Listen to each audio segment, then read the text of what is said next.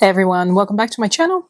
Today I have a pre-loved Dooney Bourke unboxing for you in store. A little while ago I managed to find a pebbled satchel from Dooney Bourke for a really good price. I will link that unboxing below, even though it has signs of wear. It is still in pretty good condition. So I was really happy to have found this, because getting anything from Dooney Bourke new from the United States, that is just really expensive where I live. But fortunately, occasionally Dooney Bourke bags do pop up here on the pre-loved market. So this bag I really have been enjoying, also because it is pre-loved and it already has some wear. It's really nice that I don't have to worry about it. So this one was already a win. But then another Dooney satchel popped up, and I already had the pebbled satchel, but this time I did actually stumble upon a Florentine satchel. It was a bit more expensive. So the pebbled satchel, I think I paid around $30 for. This one, including all of the fees and shipping, was around $60, but it's still a whole lot cheaper than getting one brand new. It said that the condition on this item was good. I couldn't really tell any damage from the photographs, so let's see what we got today. It did come in a really sturdy box, so that's nice. It's not actually taped shut, but I can promise you that I didn't peek yet. This came in a box that apparently some kitchenware was in, so that's probably why it's a sturdy box. Ooh, okay. There she is.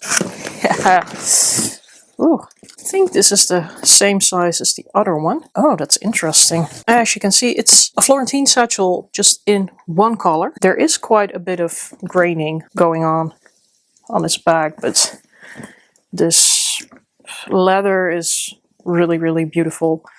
Again, I can tell this bag is used. Definitely used. The corners are quite a bit worn, but it's not the first time that I unpack one of these pre-loved bags and that they just turn out to be a lot more beautiful once I give them a good wipe down. I'm just going to clean this baby up, and I'm going to then show you what she looks like. Interior looks pretty clean. I think it's looking good. I think it's looking authentic. But most of you viewers know more than I do, so please tell me if it looks good to you, but it certainly is a heavy bag. I would say it's more heavy than the pebbled one. And oh gosh, I got lucky, you guys. Look what I found. I got 2, 3, 4 euros back on my purchase. That's about $5.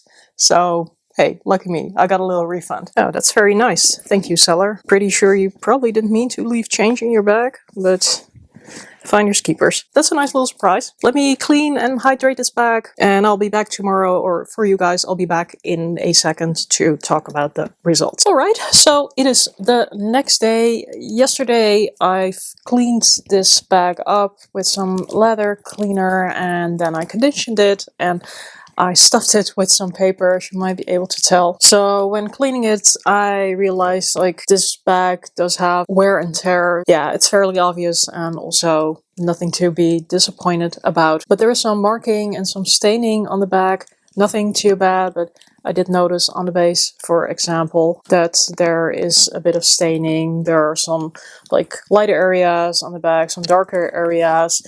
Also, when it comes to the leather itself, over here it is almost smooth, and I don't know, perhaps that's the way it always has been, but then over here it is pretty grained. But overall, I think it did clean up quite nicely. You can tell close up there's quite a bit of imperfections, but from a distance I don't really think you can tell there's anything wrong with this bag. I also have to say that nothing is inherently broken about it, or like really, really, really worn. There is definitely some wear on the edges, but again, I wouldn't necessarily call it defective. So the inside is really clean.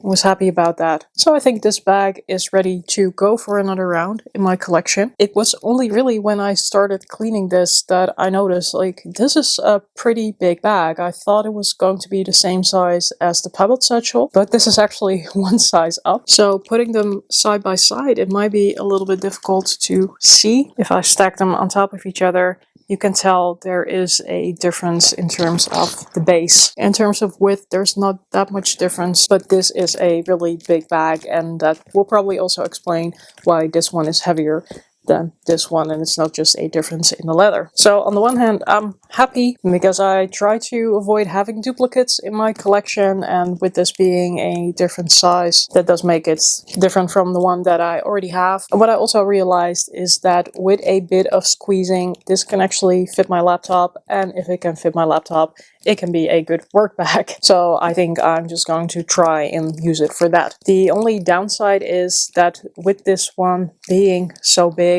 I also feel like it has to smile a little bit less, so to say. So really I'm forcing it to indent a little bit further. I always feel like with the Dooney satchels, the smaller they get, the bigger the smile is.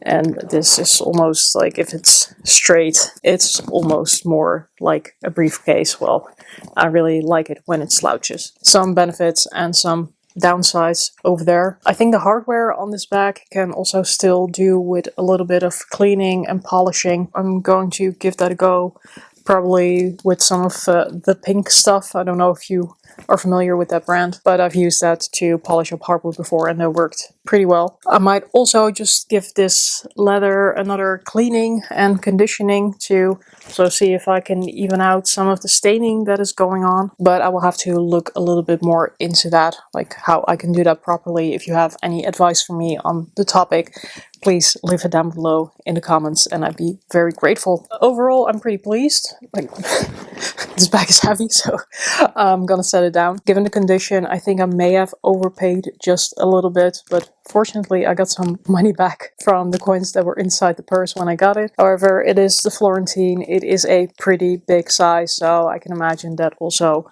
weighs in for the pricing. But overall, I am quite pleased. I'm quite excited to start using this. What I really like about these pre-loved pieces is because they already have wear and tear and sometimes even staining, like with this one, so that I can still walk around with a really cool bag and a really high quality bag, but I don't have to worry about using it. So I think it's going to come in well as either a work bag, perhaps even a travel bag. I'm happy to have added this into my collection, and in case I want to move it on, I also don't have to worry about the resale value all that much. So there you have it, my big, brown and beautiful pre-loved Dooney Bourke bag. Oh, and before I forget, this month is Florentine February as coined by Alame. So happy to have accidentally jumped on the trend for this month with this beautiful Dooney Bourke Florentine satchel. Let me know down below in the comments what you think. Do you also have this size?